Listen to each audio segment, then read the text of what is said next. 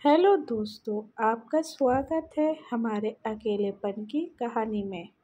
मेरा नाम रजत है और मेरी एक कज़िन बहन है जिसका नाम ईशा है। हम दोनों अपने गांव में रहते थे। हम अपने नाना नानी के साथ रहते थे और वहीं पढ़ाई करते थे। मैं और ईशा शुरू से ही एक दूसरे के साथ बेहद खेलते थे।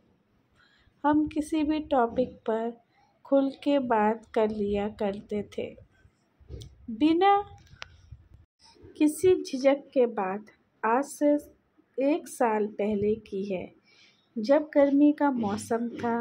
गर्मी इतनी थी कि रात में नींद ही नहीं आती थी। इस वजह से मैं और ईशा एक ही बेड पर सोते थे। हम देर रात तक बातें करते रहते और बातें करते करते ही कब सो जाते पता ही नहीं चलता था। एक रात हम हमेशा की तरह बातें कर रहे थे। बात करते करते हम दोनों सो गए। रात के करीब 2:30 बजे मेरी नींद अचानक से खुल गई। मैंने महसूस किया कि मेरा हाथ ईशा के ऊपर रखा है। पहले तो मैं चौंका, लेकिन फिर याद आया कि ये तो मेरी कज़िन बहन है। मैंने ज़्यादा नहीं सोचा और फिर से सो गया। अगले दिन जब हम सोने के लिए बेड पर आए, मैंने सोचा कि आज मैं जल्दी सो जाऊंगा ताकि ईशा भी जल्दी सो जाए।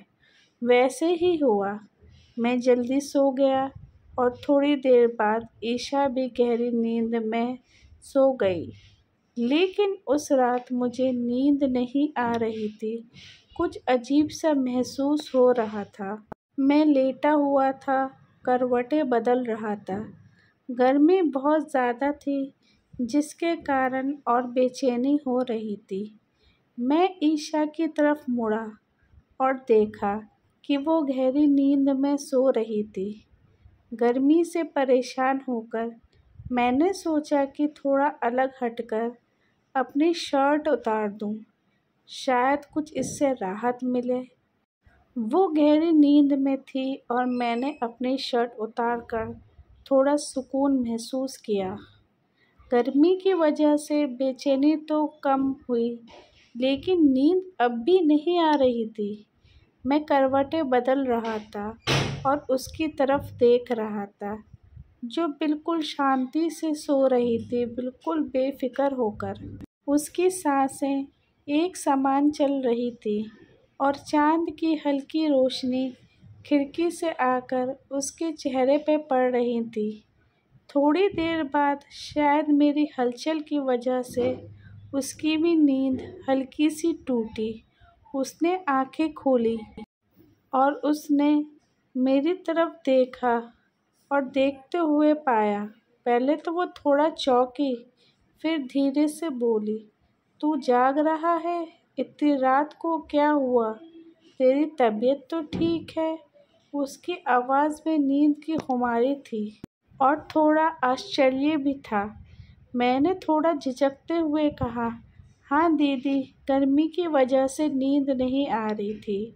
बस थोड़ा राहत लेने के लिए मैंने अपनी बात अधूरी छोड़ दी, क्योंकि मुझे लगा अपनी शर्ट उतारने वाली बात बताना शायद ठीक नहीं होगा।" कि उसने मेरी तरफ देखा, फिर हल्की सी मुस्कुराई और बोली, अरे भाई, तू इतना बेचैन क्यों है? कुछ बात है क्या?" उसने बेड में थोड़ी करवट बदली और मेरी तरफ देखने लगी। फिर मैंने सोचा शायद बात बताना ठीक नहीं होगा। मनीषा ने मेरी तरफ देखा, फिर हल्की सी मुस्कुराई और बोली, "अरे गर्मी तो मुझे भी लग रही है, लेकिन तुझे कुछ ज़्यादा लग रही है। कोई बात है तो बता, तू इतना घबरा क्यों रहा है?" फिर उसने कहा, "दीदी, एक बात मैं कहना चाह रहा हूँ, आप बुरा मत मानना। दीदी, कल रात मेरा हाथ आपके ऊपर था तो मुझे थोड़ा अजीब सा लग रहा था, इसलिए मुझे इस बेचैनी की वजह से नींद नहीं आ रही थी।" ईशा ने मेरी बात सुनी, फिर हंसते हुए बोली, अरे पागल, हम दोनों तो एक भाई बहन हैं। कभी कभी ऐसा अजीब सा हो जाता है, मगर तू इतना सोच मत और सो जा। ये सुनकर थोड़ा सुकून मिला कि दीदी की ये बात ने मुझे तसल्ली दी और हम दोनों सो गए। और उस रात ऐसा कुछ गलत भी नहीं हुआ और हमारे रिश्ते भाई बहन की तरह बने रहे।